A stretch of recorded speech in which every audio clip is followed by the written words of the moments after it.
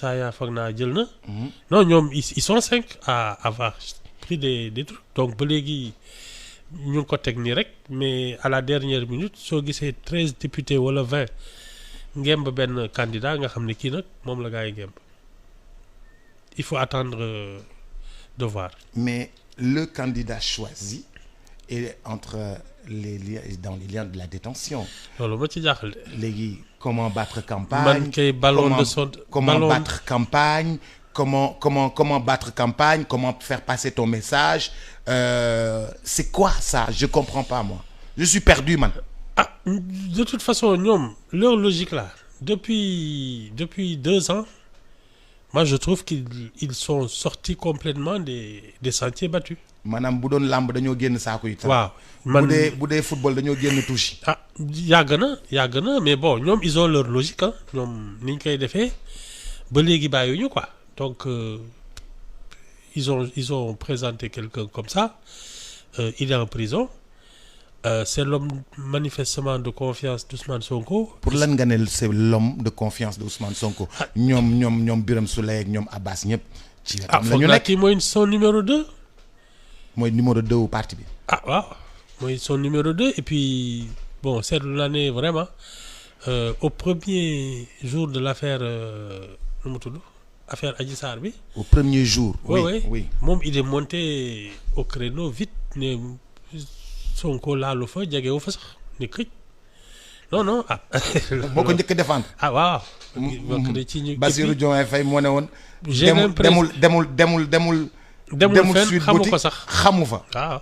xamul sax xamul ndaw si. waaw loolu moom. il a été vraiment. non moom je pense. moo teg kaamin waat. waaw c'est son homme de confiance donc.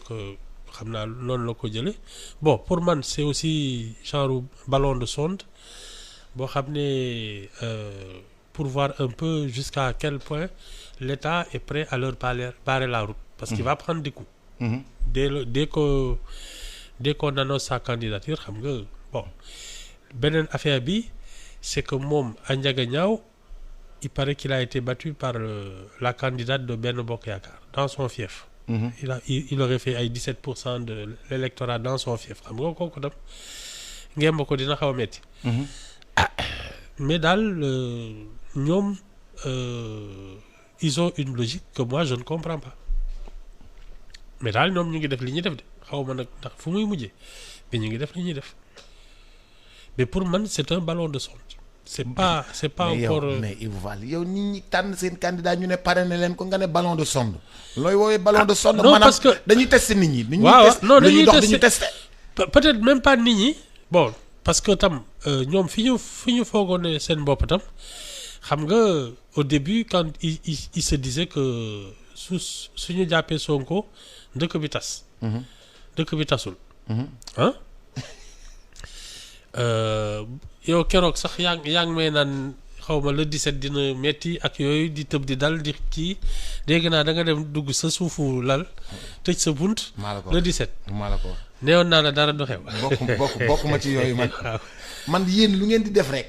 xam nga man. Gabonais non waaw man li ngeen di def Sénégalais yi. non mais et je pense que fi mu nekk nii non seulement ils testent aussi leur popularité. ba xam. Parce que ils auraient pu dire suñu député yi ñooy koy parrainer. Mais je pense qu'ils ont besoin de savoir à quel point ils ont gardé leur popularité. Non mais popularité wu Pastef moom kenn dootu ko waxati parce que il dañuy cristalliser l'espoir comme Ablaye Wade en 2000. Ablaye Wade en 2000 avait cristallisé l'espoir. Pastef cristallise l'espoir. Non, Wade 2000 c'était moins. C'est en 88 que Wade a battu tous les trucs. Tous les records. Non, oula. Wade 88 moom je sais pas bon tu me diras à l'époque foog naa il fallait voter la majorité était de 21 ans ak yooyu. Bon et puis bourrage des urnes ak yooyu. Mais Wade 88 moom c'était le sommet de la popularité. Ah ouais oula. Bon. Moi je suis sceptique parce que li ñu ne woon suñ ko jàppee le matin le soir réew mi tas gisuma ko le 17 novembre aussi nee nañu appelé xaw ma lan kenn génnul. waaw mais nit ñi Ibou dañ man maay wax ak yow man yëf yi bi 17h bi nouvelle bi daanu. Sandaga la ma fekk. waaw nit ñi dañ doon dafa mel ni Sénégal la dugal but. non am na. Sénégal la dugal bi dafa mel ni Sénégal la dugal but dafa mel ni Sadio Mané toj caaxi. waaw nit ñi di yuuxoo. oto yi di corné. nit ñi génn seen boutique. ñii bàyyi seen boutique. bàyyiwuñu fa sax nit ñii di daw. ñii di maye seen lekk ñii di maye seen naan ñii di maye seen i ndox jaaykatu caaf yi maye seen caaf yi loolu moom maa ko fekkee kenn nettali moom. non il est certain Boubs am na loo xam ne tam kenn mënu ko weddi c'est que Ousmane Sonko il a un charisme certain loolu moom waaw loolu kenn mënu ko weddi. mais le problème c'est que autour de lui il y a pas eu un dispositif.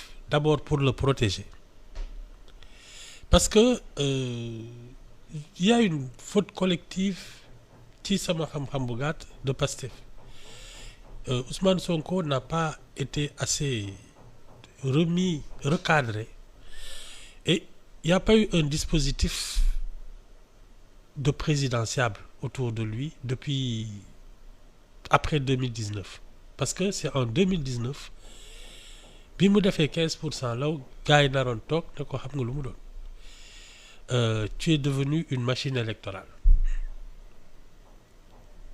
et mettre autour de lui une vraie protection.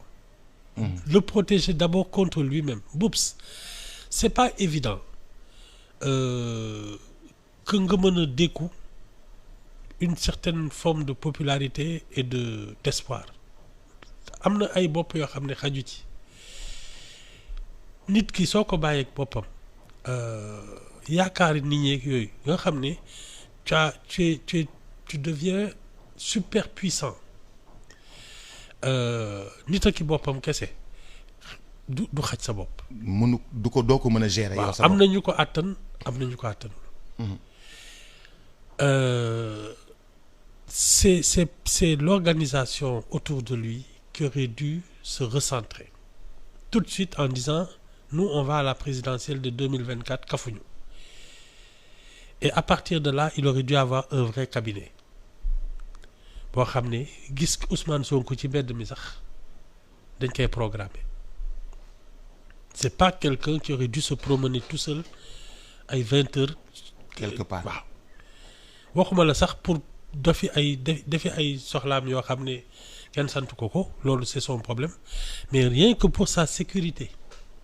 Boubs on aurait pu l'assassiner parce que couvre-feu 21h y a personne dans la rue àndoog garde du corps àndoog chauffeur àndoog kenn mais tu te fais zigouiller dañu nekkul ci dëkk boo xam ne on assassine les gens comme ça mais attention dans nos pays là sur le continent ñaata opposants lañ fi assassiné c'est ça aussi moi je trouve que ces gens-là ont été négligents et c'est ce qu'ils sont en train de payer là léegi nag ñu ngi jéem a rattraper le coup mais j'ai l'impression que c'est trop tard dem na ba la dissolution de Pastef parce que ils n'ont pas été à la hauteur des enjeux ils ont été négligents ils avaient un vrai champion malheureusement dañ ko seetaan ba mu dugg ci pax bi léegi nag ils essaient de combler la lacune bon et c'est malheureux pour eux c'est bon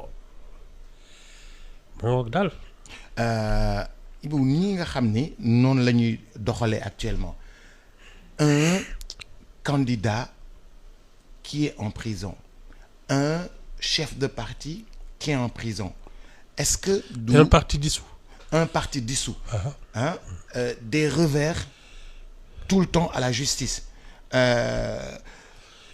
est-ce que jotul ñu jël